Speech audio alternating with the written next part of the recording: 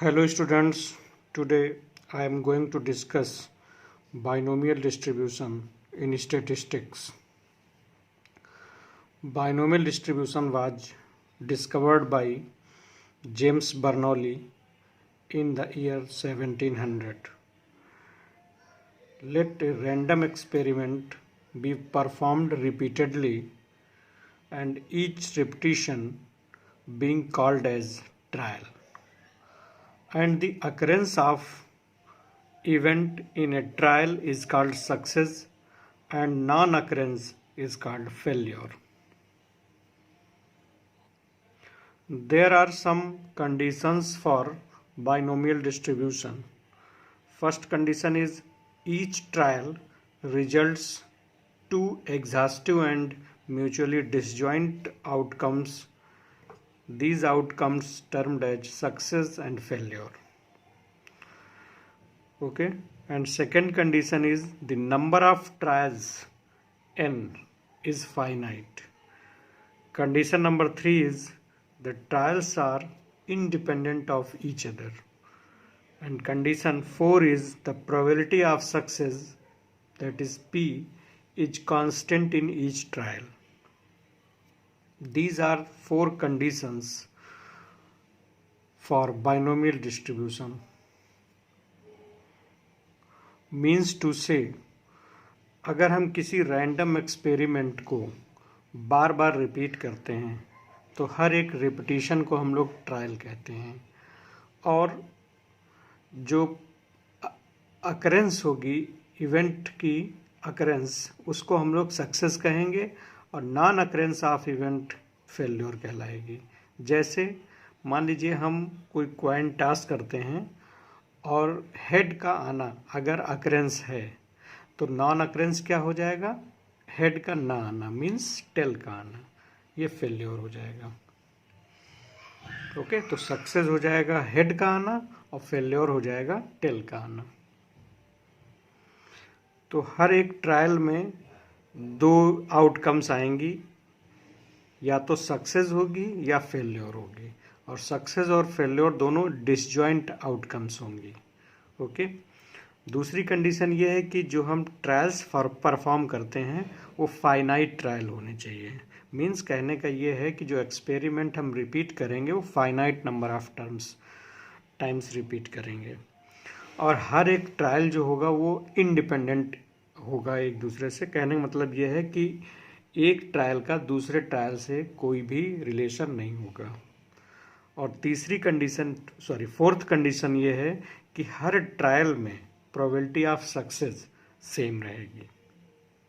Okay, now consider a set of n independent trials in which probability of success p is same in each trial. Okay, हम एक independent trials लेते हैं किसी event की, और हर एक इवेंट में प्रोबेबिलिटी ऑफ सक्सेस p है जो कि हर इवेंट में सेम रहेगी, हर ट्रायल में सेम रहेगी। तो प्रोबेबिलिटी ऑफ फेल्योर क्या हो जाएगा, 1 माइनस p हो जाएगा। ओके, क्योंकि टोटल प्रोबेबिलिटी 1 होती है और प्रोबेबिलिटी ऑफ सक्सेस अगर p है तो प्रोबेबिलिटी ऑफ फेल्योर कितना हो जाएगा, 1 माइनस p। ठीक है, मान लीजिए कि x be the number of success in n trials. मान लीजिए कि n ट्रायल परफॉर्म किए जा रहे हैं और उसमें x जो है वो नंबर ऑफ सक्सेस है। ओके, मीन्स x टाइम्स जो है n में से x times occurrence of event हो रहा है। ओके, तो नॉन अकरेंस ऑफ इवेंट जिसको हम लोग फेल्योर कहते हैं वो कितनी टाइम्स होगा, n माइनस एक्स टाइम्स होगा। ठीक है, कहने का मतलब ये है कि अगर हम किसी क्वाइन को 10 टाइम्स टॉस करते हैं तो 10 में से मान लीजिए कि अगर 7 टाइम्स हेड आ रहा है तो x की वैल्यू कितनी हो जाएगी, नंबर ऑफ सक्सेस कितने हो जाएंगे, 7, और फेल्योर कितना हो जाएगा, जब 7 बार x हेड आएगा तो टेल कितनी बार आएगा, 10 माइनस 7 दैट इज 3 टाइम्स जो होगा वो टेल आएगा, तो टेल का आना फेल्योर हो गया। ओके, अब हम we take a specified order of success and failure. अब हम लोग ये मान लेते हैं कि n ट्रायल्स जो हम परफॉर्म कर रहे हैं उसमें सक्सेस और फेल्योर का एक पर्टिकुलर ऑर्डर अगर हम ले लें, मान लीजिए वो ऑर्डर है, पहले सक्सेस आती है, फिर सक्सेस, फिर फेल्योर, फिर सक्सेस, फिर फेल्योर, फेल्योर, सक्सेस, और इसी तरीके से लास्ट में फेल्योर, सक्सेस और फेल्योर। ये ऑर्डर अगर हम लोग सक्सेस और फेल्योर का ले लें तो टोटल ये कितने ट्रायल्स हो गए, यहाँ से यहाँ तक n ट्रायल्स हो गए। ठीक है, तो इसकी प्रोबेबिलिटी क्या हो जाएगी, चूंकि ये सारी इंडिपेंडेंट ट्रायल्स हैं इसलिए प्रोबेबिलिटी रूल से ये हो जाएगा probability of S, probability of S, probability of F, इसी ऑर्डर में प्रोबेबिलिटी ये आ जाएगा, प्रोडक्ट हो जाएगा। प्रोबेबिलिटी ऑफ सक्सेस पी है तो ये पी एस की जगह पे पी लिख देंगे, probability of success P, probability of failure is Q, probability of success is P, इसी तरीके से फेल्योर का क्यू और प्रोबेबिलिटी ऑफ फेल्योर क्यू, इसी तरह से हम लास्ट तक लिख देंगे। ओके, आप देख रहे हैं कि सक्सेस कितनी टाइम्स है, x टाइम्स है, तो इसका मतलब ये यहाँ से लेकर लास्ट तक p कितने लिखे होंगे, x फैक्टर्स लिखे होंगे। ओके, और q कितनी बार लिखा होगा, n माइनस एक्स फैक्टर लिखे होंगे। ओके, तो ये हो जाएगा p to the power x और q to the power n minus x. तो ये प्रोबेबिलिटी आ गई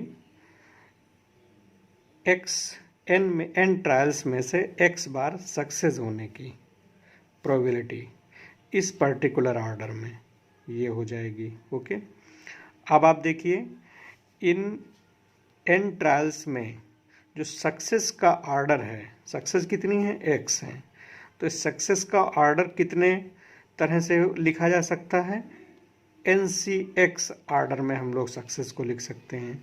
ओके,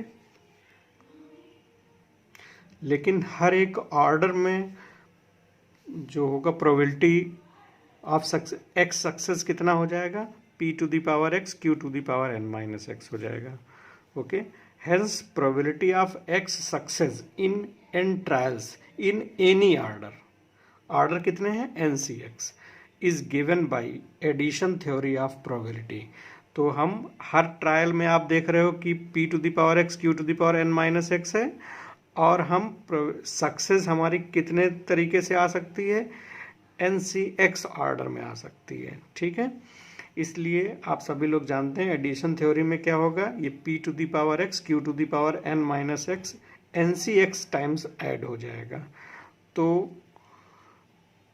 n ट्रायल्स में x टाइम सक्सेस मिलने की जो प्रोबेबिलिटी होगी वो कितनी हो जाएगी, NCX p to the power x, q to the power n minus x.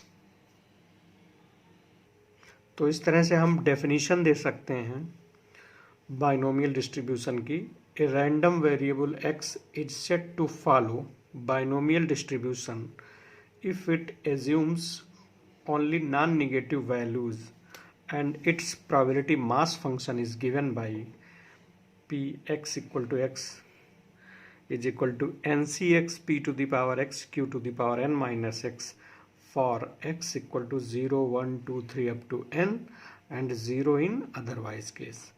कहने देखिए, जब हम n ट्रायल परफॉर्म करेंगे तो उसमें सक्सेस होने की जो प्रोबेबिलिटी हो, जो सक्सेस होने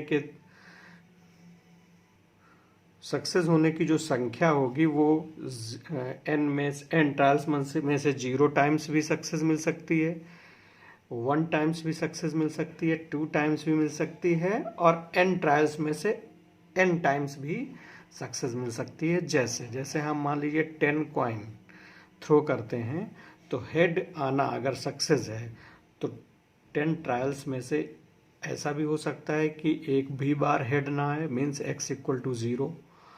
एक बार अगर हेड आ जाता है मीन्स x इक्वल टू 1, 2 बार हेड आ जाएगा मीन्स x इक्वल टू 2, और इसी तरीके से अगर n ट्रायल्स में n टाइम्स x हेड आ जाता है तो x की वैल्यू कितनी हो जाएगी, n।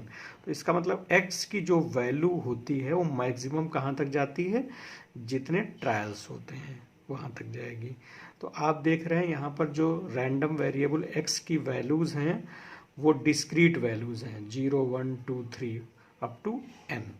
इसलिए जो बाइनोमियल डिस्ट्रीब्यूशन होता है वो डिस्क्रीट डिस्ट्रीब्यूशन होता है, इसलिए इसके प्रोबेबिलिटी, इसको हम लोग प्रोबेबिलिटी मास फंक्शन कहते हैं। तो आइए हम लोग इसको एक एग्जाम्पल से देखते हैं कि 10 coins are thrown simultaneously, find the probability of getting at least 7 heads। आपको 10 कॉइन एक साथ थ्रो किए जा रहे हैं और उन 10 में से कम 7 बार हेड आने की प्रोबेबिलिटी क्या होगी। इस कम से कम 7 हेड आने की प्रोबेबिलिटी बतानी है आपको। जैसे मान लीजिए आप 10 कॉइन्स एक साथ थ्रो करते हैं, ठीक है, और उसमें हम ये मान लेते हैं कि 6 टाइम्स हेड आ रहा है। तो 6 टाइम्स हेड किस तरह से आ सकता है, मान लीजिए इस पैटर्न पे आता है, इस ऑर्डर में आता है कि पहले हेड 2 बार आ जाता है, फिर टेल, फिर हेड, फिर टेल, टेल, फिर हेड, हेड, हेड और लास्ट में फिर टेल आ जाता है। ठीक है, मान लीजिए एक ऑर्डर ये हो गया। तो इस ऑर्डर में प्रोबेबिलिटी कितनी हो जाएगी, तो आप देख रहे हैं कि आप 10 कॉइन्स थ्रो करेंगे तो जो इवेंट होंगी, 10 इवेंट जो होंगी वो म्यूचुअली इंडिपेंडेंट होंगी। मीन्स एक कॉइन का दूसरे कॉइन से कोई भी रिलेशन नहीं होगा। ठीक है, म्यूचुअली इंडिपेंडेंट है, इसलिए इस ऑर्डर में जो प्रोबेबिलिटी होगी वो क्या निकलेगी, प्रोडक्ट हम लोग कर देंगे तो ये हो जाएगा पी हेड आने की पी, दूसरे हेड आने की पी, इसी तरीके से टेल आने पे क्यू, प्रोबेबिलिटी ऑफ फेल्योर है क्यू, हेड आने पे प्रोबेबिलिटी ऑफ सक्सेस पी। इस तरह से हम लोग लिख देंगे। तो आप देख रहे हैं कि 6 टाइम्स हेड आया, तो हमारे पास जो पी होंगे वो कितनी टाइम्स होंगे, 6 टाइम्स होंगे, और क्यू कितनी टाइम्स होंगे, 10 माइनस 6 दैट इज 4 टाइम्स होगा। ओके, ये आ गई। जब हम 10 कॉइन्स थ्रो करेंगे उनमें 6 बार हेड आने की जो प्रोबेबिलिटी होगी इस ऑर्डर में वो ये हो जाएगी। मान लीजिए अब ये 6 बार 10 कॉइन में से ये 6 बार हेड आने का जो ऑर्डर होगा वो ऑर्डर हम लोग कितनी तरह से ऑर्डर लिख सकते हैं। तो आप जानते हैं कि n में से अगर हम x को अगर ऑर्डर में लिखें तो x को हम लोग कितने ऑर्डर से अरेंज कर सकते हैं, NC ऑर्डर से अरेंज कर सकते हैं। यहाँ पर n की वैल्यू कितनी है, 10 है, तो और हमारे पास हेड कितने आ रहे हैं, 6 आ रहे हैं। तो ये 6 हेड कितनी तरह से ऑर्डर में लिखे जा सकते हैं, 10C6 ऑर्डर से। तो टोटल प्रोबेबिलिटी कितनी हो जाएगी, 10CX P to the power 6 Q to the power 10 minus 6। ये 10 कॉइन्स को जब हम थ्रो करेंगे साइमल्टेनियसली तो उनमें 6 times head in any order आने की जो प्रोबेबिलिटी होगी वो ये हो जाएगी। ओके, और आप देख रहे हैं कि हर एक ट्रायल में probability of success means head का आना वो सेम है, दैट इज हाफ। ओके, तो आप देख रहे हैं कि सारी कंडीशंस बाइनोमियल डिस्ट्रीब्यूशन की फॉलो हो रही हैं। पहली कंडीशन क्या है कि जो भी हर ट्रायल में जो रिजल्ट्स आएंगे वो 2 म्यूचुअली डिसजॉइंट आउटकम्स होंगे। तो आप देख रहे हैं या तो हेड आएगा या टेल आएगा, मीन्स या तो सक्सेस होगी या फेल्योर होगी। पहली कंडीशन सेटिस्फाई हो रही है। दूसरी कंडीशन में आप देख रहे हैं number of trial should be finite. तो आप देख रहे हैं हम 10 कॉइन थ्रो कर रहे हैं तो n की वैल्यू कितनी हो गई, 10 हो जाएगी। आप देख रहे हैं कि हर ट्रायल जो होगा वो इंडिपेंडेंट होगा। ठीक है, तो आप देख रहे हैं कि एक कॉइन को टास्क करेंगे उसको दूसरे कॉइन से उसका कोई भी रिलेशन नहीं है, means trials are mutually independent. और आप देख रहे हैं हर ट्रायल में जो हेड के आने की प्रोबेबिलिटी है वो 1/2 है, means P is constant in. तो आप देख रहे हैं कि चारों कंडीशंस बाइनोमियल डिस्ट्रीब्यूशन की फॉलो हो रही हैं। ओके, तो यहाँ पर जो हेड आने की प्रोबेबिलिटी है वो कितनी हो जाएगी, 1/2, और हेड के ना आने की प्रोबेबिलिटी कितनी हो जाएगी, 1 माइनस 1/2 दैट इज 1/2। ओके, तो ये आ गया आपका 6 टाइम्स हेड आने की प्रोबेबिलिटी ये हो जाएगी। ये हमने आपको बाइनोमियल डिस्ट्रीब्यूशन समझाया। अब आप देखिए क्वेश्चन में पूछा क्या जा रहा है। क्वेश्चन में आपसे पूछा जा रहा है कि कम से कम 7 हेड आने की प्रोबेबिलिटी। इट मीन्स कम से कम 7 का मतलब ये हो गया कि 7 होंगे, 8 होंगे, 9 होंगे और 10। तो 7 बार हेड आएगा या 8 बार आएगा, 9 बार आएगा या 10 बार आ सकता है। Means x is greater than or equal to 7। It means p x equal to 7 plus p x equal to 8 plus p x equal to 9 plus p x equal to 10। कम से कम 7 हेड आने का मतलब 7 भी आ सकते हैं, 8 भी आ सकते हैं, 9 भी और 10 भी। तो 7 बार हेड आने की प्रोबेबिलिटी कितनी हो जाएगी? 10c7 1/2 to the power 7 1/2 to the power 10-7। Okay, plus 8 बार हेड आने की 10c8 1/2 टू द पावर 8 1/2 टू द पावर 10-8, that is 2, plus 9 times 10c9 half to the power 9 and half to the power 10-9, that is 1, plus 10c10 half to the power 10 and half to the power 10-10 is 0। Okay, ये आ जाएगा। अब हम इसको solve कर लेंगे।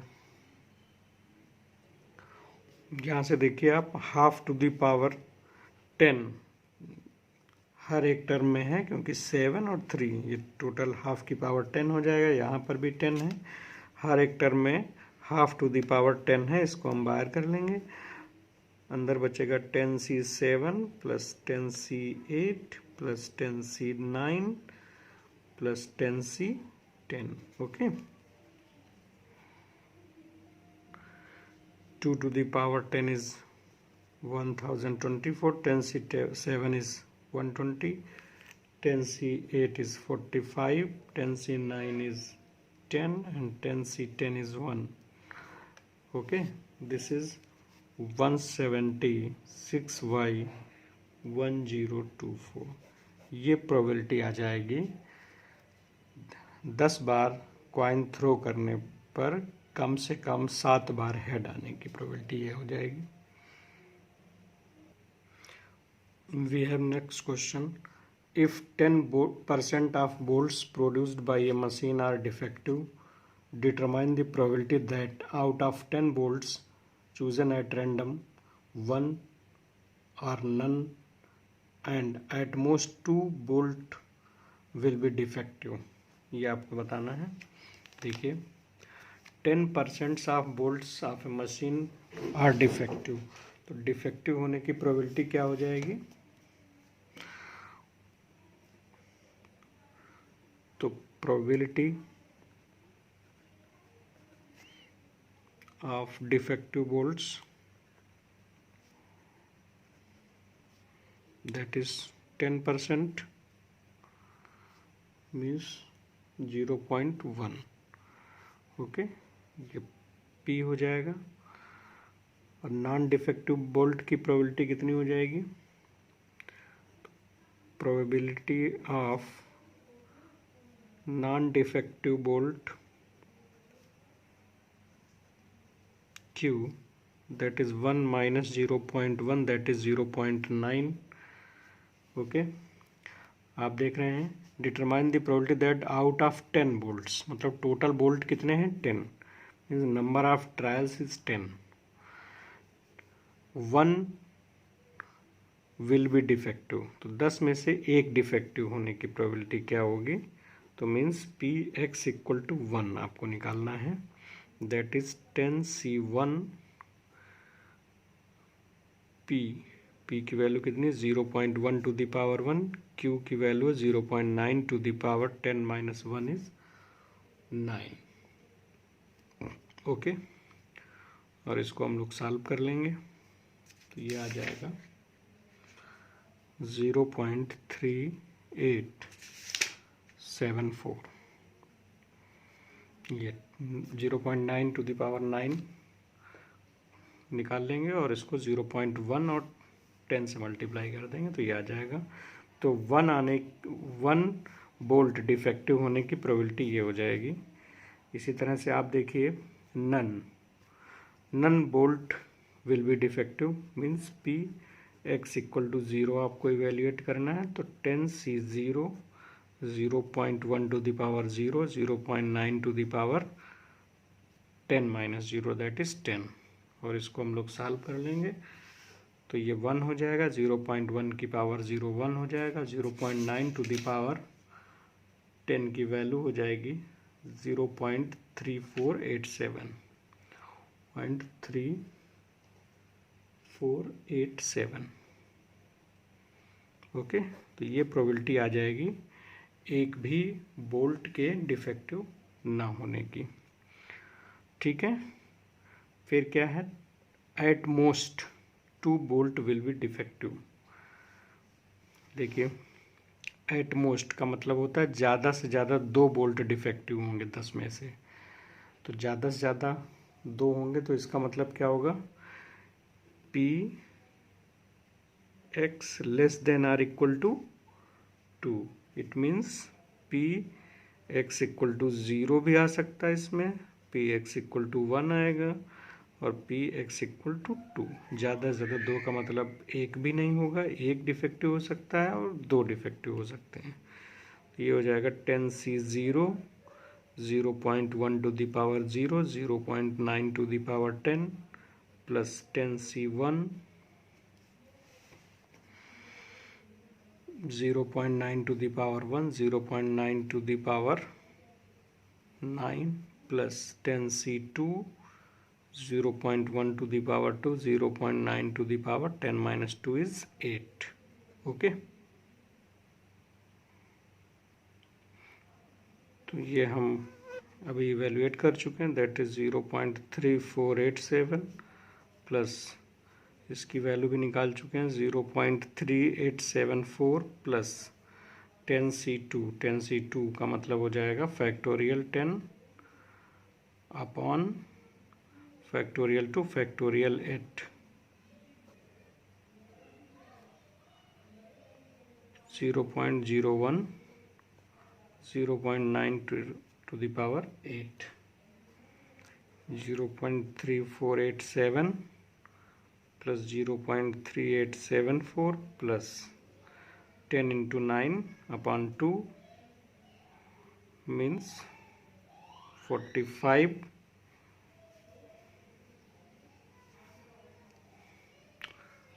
okay, और into 0.01 to 0.9 to the power 8, 3487 plus 0.3874 plus ये हो जाएगा 0.19, इसको सॉल्व कर लेंगे 37, तीनों को ऐड कर देंगे तो ये आ जाएगा 0.9298। ये प्रोबेबिलिटी आ जाएगी ज़्यादा से ज़्यादा 2 बोल्ट डिफेक्टिव होने की आउट ऑफ 10 बोल्ट्स।